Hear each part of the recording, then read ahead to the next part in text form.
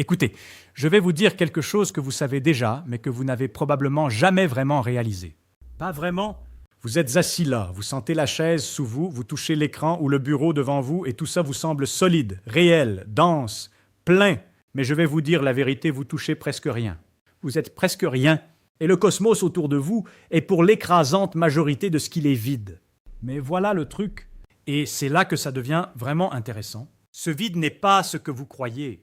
Ce vide a une raison d'être. Et cette raison, quand vous commencez à la comprendre vraiment, elle vous fait un peu peur parce qu'elle implique des choses sur la nature de la réalité qui ne sont pas confortables du tout. Commençons par le commencement par ce que j'appelle l'hypothèse atomique. Si dans une catastrophe totale, toute la connaissance scientifique de l'humanité était détruite et qu'on ne pouvait transmettre qu'une seule phrase aux générations suivantes, quelle phrase contiendrait le plus d'informations en le moins de mots? Je pense que ce serait celle-ci. Toutes les choses sont faites d'atomes, des petites particules qui bougent en permanence, qui s'attirent quand elles sont un peu éloignées les unes des autres, mais qui se repoussent quand on les presse ensemble. Dans cette seule phrase, avec un peu d'imagination et de réflexion, il y a une quantité d'informations extraordinaires sur l'univers. Mais si tout est fait d'atomes, qu'est-ce qu'il y a entre les atomes? Voilà la vraie question. Et la réponse va vous surprendre. Prenez un atome d'hydrogène, le plus simple, le plus abondant dans l'univers. Il a un noyau au centre, un proton et un électron qui tournent autour. Maintenant, voici l'image qui va changer votre perception des choses pour toujours. Si ce proton était de la taille d'une balle de baseball, l'électron tournerait autour à plus d'1 kilomètre de distance. Et entre le proton et l'électron, rien. Un vide absolu, pas d'air, pas de particules intermédiaires, pas de substances invisibles, rien. Alors, quand vous touchez cette table, ce que vous appelez toucher, c'est en réalité les nuages d'électrons des atomes de vos doigts qui repoussent électromagnétiquement les nuages d'électrons des atomes de la table. Les noyaux eux-mêmes ne se touchent jamais. La matière solide, la solidité que vous ressentez, elle n'est pas de contact direct entre des trucs qui existent vraiment. C'est une illusion produite par des forces. C'est de la répulsion électromagnétique déguisée en solidité. Vous n'avez jamais touché quoi que ce soit de votre vie. Pas vraiment.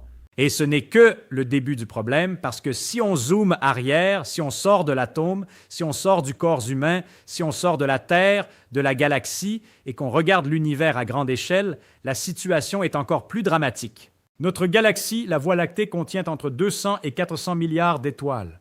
Semble beaucoup. Mais la galaxie elle-même a un diamètre d'environ 1000 années-lumière et l'espace entre les étoiles est pour l'essentiel absolument vide. La densité moyenne de matière ordinaire dans l'univers, vous savez ce que c'est? Environ 1 proton par mètre, c'est 1 proton par mètre C dans votre salon, là où vous êtes assis à peu près 10 mètres 3 de volume peut-être. La densité cosmique moyenne, c'est 10 protons 10, juste 10 protons dans votre pièce entière, si vous étiez dans l'espace interstellaire typique. Mais encore là, dans notre galaxie, on est dans une région relativement dense, cosmiquement parlant. Entre les galaxies elles-mêmes, c'est encore plus vide. Et entre les filaments de grandes structures cosmiques, ces supercavités géantes que les astronomes appellent des vides cosmiques. Certaines font jusqu'à UARD 800 millions d'années-lumière de diamètre. Presque rien dedans. L'univers, quand on le regarde honnêtement, c'est de la mousse. Une structure en mousse où les bulles sont du néant et la matière n'est que les minces parois entre ces bulles. Pourquoi? Pourquoi l'univers est-il si vide? Ce n'est pas une question rhétorique. Il y a des raisons physiques précises et elles mènent vers quelque chose de vraiment profond et un peu effrayant. Pour comprendre ça, il faut qu'on parle de la mécanique quantique. Je sais pour beaucoup d'entre vous, c'est le moment où vous vous dites « Ah non, c'est compliqué ». Mais écoutez bien parce que je vais vous expliquer ça simplement et si vous allez comprendre quelque chose que la plupart des gens ne comprennent pas vraiment. La mécanique quantique a une règle fondamentale.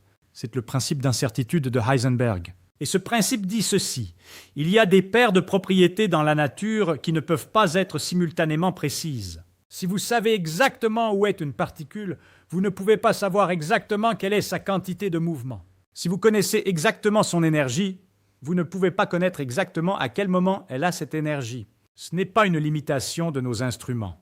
Ce n'est pas qu'on ne mesure pas assez bien, c'est une propriété fondamentale de la réalité. La nature elle-même ne permet pas ces deux informations simultanément avec une précision parfaite. Et maintenant, voici où ça devient vraiment remarquable. Qu'est-ce que ça implique pour le vide? Pour un espace absolument vide. Si le vide était vraiment vide, si l'énergie y était exactement zéro, on connaîtrait cette énergie avec une précision parfaite. Mais le principe d'incertitude interdit ça. L'énergie ne peut pas être exactement zéro parce qu'un zéro parfait serait une connaissance parfaite de l'énergie à chaque instant. Et ça, la nature ne le permet pas. Donc le vide parfait, le néant absolu est physiquement impossible. La nature refuse d'être vide. Elle l'interdit à elle-même. Ce que ça signifie concrètement, c'est que partout dans l'espace, même là où il n'y a aucune particule, aucun atome, aucune étoile, il y a ce qu'on appelle des fluctuations quantiques du vide.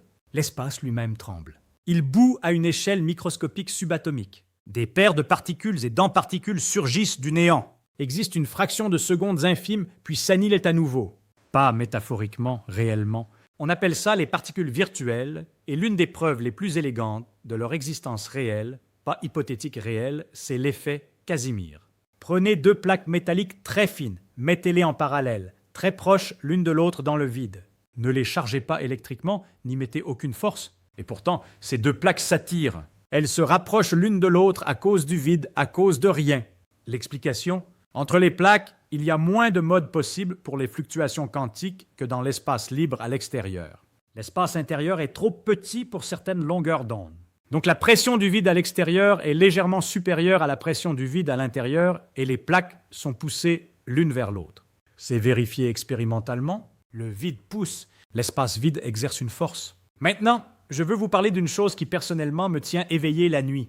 Pas métaphoriquement, enfin d'accord, un peu métaphoriquement, mais c'est vraiment une des questions les plus profondes et les plus gênantes de toute la physique. Si le vide quantique a de l'énergie et qu'il en a partout dans l'espace, alors quelle est la quantité totale de cette énergie du vide dans l'univers observable? Et si cette énergie est réelle, elle doit avoir des effets gravitationnels. Elle doit courber l'espace-temps comme toute autre forme d'énergie selon la relativité générale d'Einstein.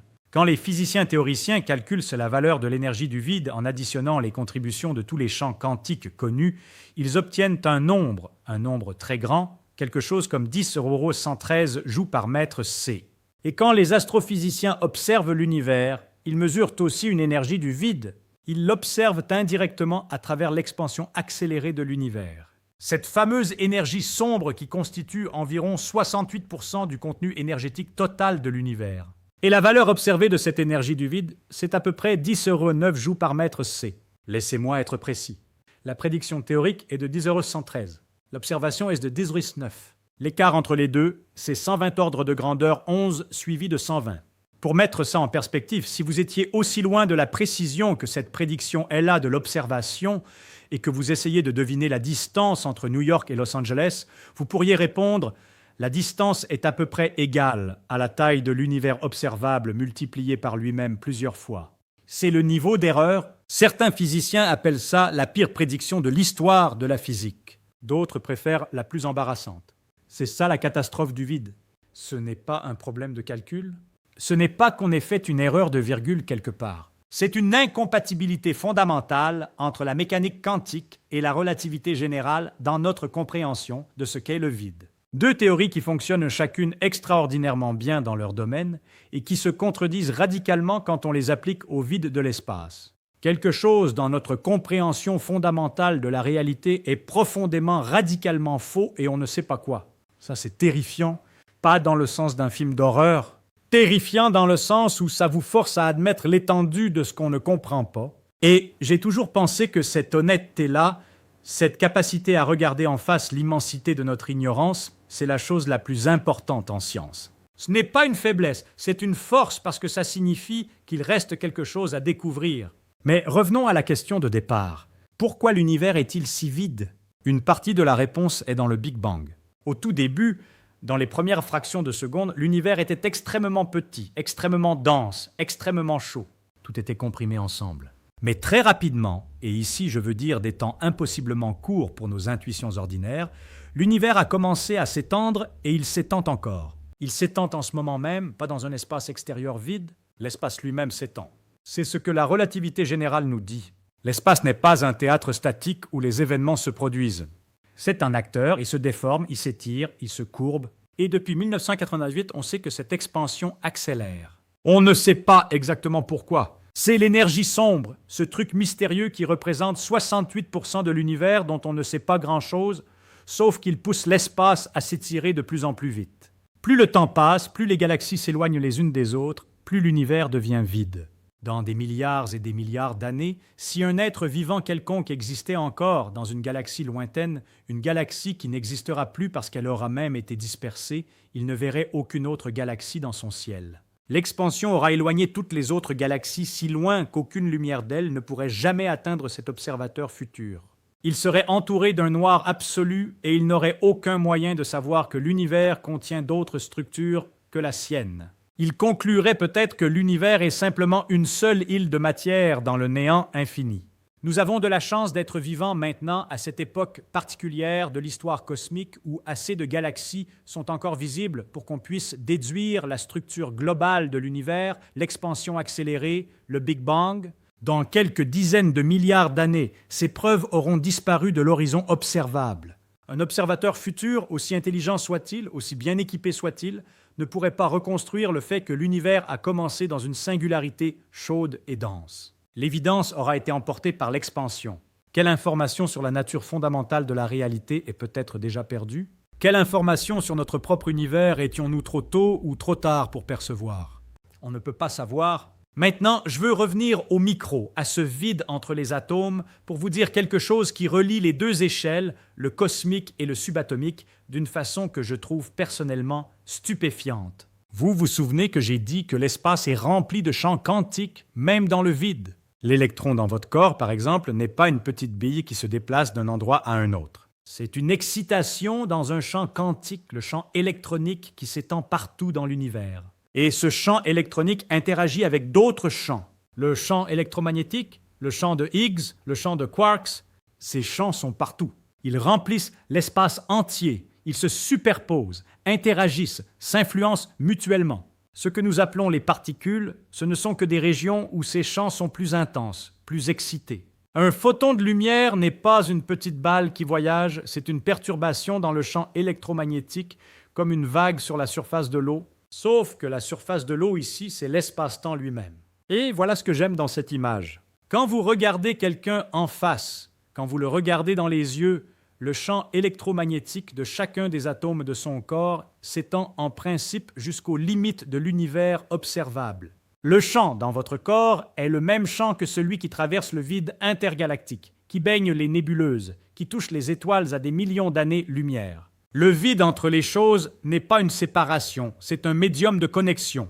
Tout est interconnecté à travers ces champs qui remplissent ce que nous appelions le vide. Le vide n'est pas vide, c'est la chose la plus remplie qui soit, mais pas de matière ordinaire, de potentiel, d'activité quantique, de champs qui tremblent, défluctuent et donnent naissance à toute la réalité que nous percevons. Et maintenant, voilà ce qui me fascine vraiment, la question de pourquoi l'univers est si vide, pourquoi la matière est si clairsemée. Pourquoi les atomes sont essentiellement du vide? Pourquoi les galaxies sont si éloignées? Cette question a peut-être une réponse qui touche à notre propre existence. Il y a un argument qu'on appelle le principe anthropique. Je ne suis pas enthousiaste de tout ce qu'on peut faire avec ce principe, mais dans sa forme la plus simple, il dit ceci: l'univers était différent de certaines façons précises. Nous ne serions pas là pour l'observer. Par exemple, la constante cosmologique, cette énergie du vide dont j'ai parlé, celle dont la valeur observée est 120 ordres de grandeur plus petite que ce que la physique prédit, si elle était ne serait-ce que quelques ordres de grandeur plus grande que ce qu'elle est, l'univers se serait développé si vite, si tôt, que la matière n'aurait jamais eu le temps de se regrouper pour former des galaxies, des étoiles, des planètes. Il n'y aurait eu aucune structure, juste de la matière infiniment diluée dans un espace en expansion folle. Si la constante cosmologique avait été négative, si elle avait provoqué un effondrement plutôt qu'une expansion, l'univers se serait effondré sur lui-même en quelques milliards d'années, bien avant que la vie complexe ait pu évoluer. La valeur observée de cette constante est dans une fenêtre extraordinairement étroite qui permet à des structures complexes d'exister, astronomiquement étroites, si l'on peut dire. Une coïncidence peut-être, ou peut-être une indication que notre univers est l'un parmi un très grand nombre d'univers, chacun avec sa propre valeur de constante cosmologique, et nous nous trouvons inévitablement dans l'un de ceux qui permettent l'existence d'observateurs. Je ne vous demande pas d'adhérer à l'idée du multivers. C'est une hypothèse spéculative et non testable dans l'état actuel de la physique, ce qui pour un physicien est un problème sérieux. Mais le fait que nous posions cette question, Le fait que la valeur de l'énergie du vide semble si finement ajustée pour notre existence, ça dit quelque chose d'important. Ça dit que le vide, cet espace presque infini, ce presque rien qui constitue l'essentiel de l'univers, est directement responsable du fait que vous existez. L'univers est vide pour une raison, et cette raison, c'est peut-être pour que vous soyez là. Maintenant, permettez-moi d'aller encore un peu plus loin dans l'étrange, parce qu'il y a une question que personne ne pose vraiment, mais que je trouve fondamentale. Ce vide quantique, ces fluctuations partout, cette énergie du vide, est-ce que ça signifie que quelque chose peut surgir de rien dans un sens précis? Oui, des paires de particules et d'antiparticules surgissent constamment du vide quantique. C'est une réalité physique vérifiable, mais, et c'est crucial, elles surgissent emprunter l'énergie à l'incertitude quantique et elles doivent rembourser cette énergie en s'annihilant très rapidement. Le produit net sur le temps long est nul. Rien ne vient vraiment de rien parce que le rien lui-même, le vide quantique, est déjà quelque chose. Il a des propriétés, il a une structure.